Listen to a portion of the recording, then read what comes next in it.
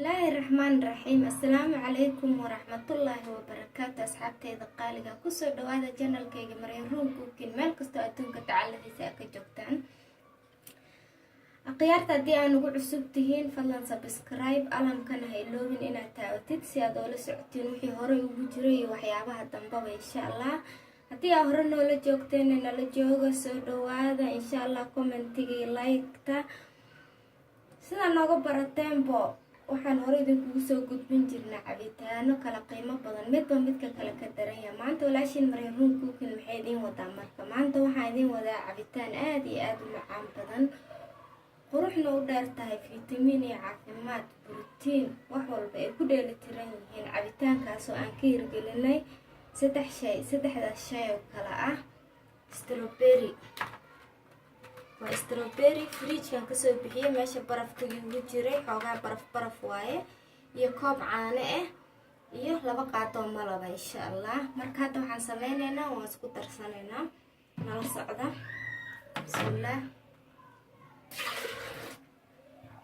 naaska caanaha ahay strawberry barafka ahay waan kasoo bixiyay fridge ka laba qaado malab ah أنا سفي عني لسعتنا رجينا يا أركتان سفي عنا أو أركتان بسم الله لو قاطع مرة ما كتر سنة يا دي له يرانا سوري أوري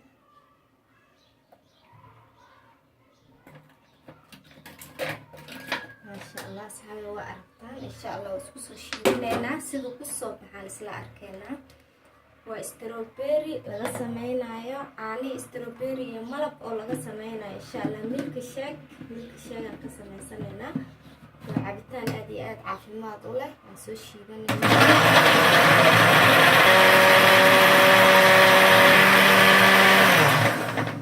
ma sha Allah waa noo diyaar waan soo shiidanay waxaan sameeynaa galaaskan ku shubanayna insha Allah cabitaanka waa cabitaan aad iyo aad muhiim u ah fitamiin borotiin wax walba ku dheelitiran yihiin ma sha Allah wax sokor iskaga ma darin sida u jeedaanba ma sha Allah tabarakallah mooho cabitaankeena saas uu ku soo baxay asxaabay waa strawberry 8 xabo strawberry galaas caano ah laba qaado malab ah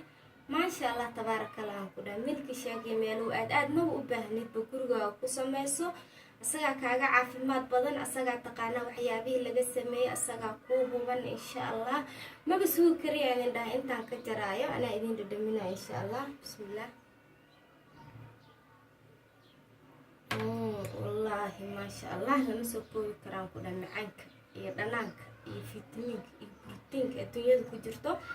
insha Allah waxaan rajeynayaa asxaabay inaad baroobeyn doontaan walaashin Maryan Cooking oo idin leh kusoo dhawaada channel-kayga waxaad ka helaysiin waxyaabo badan ayaa anfacaya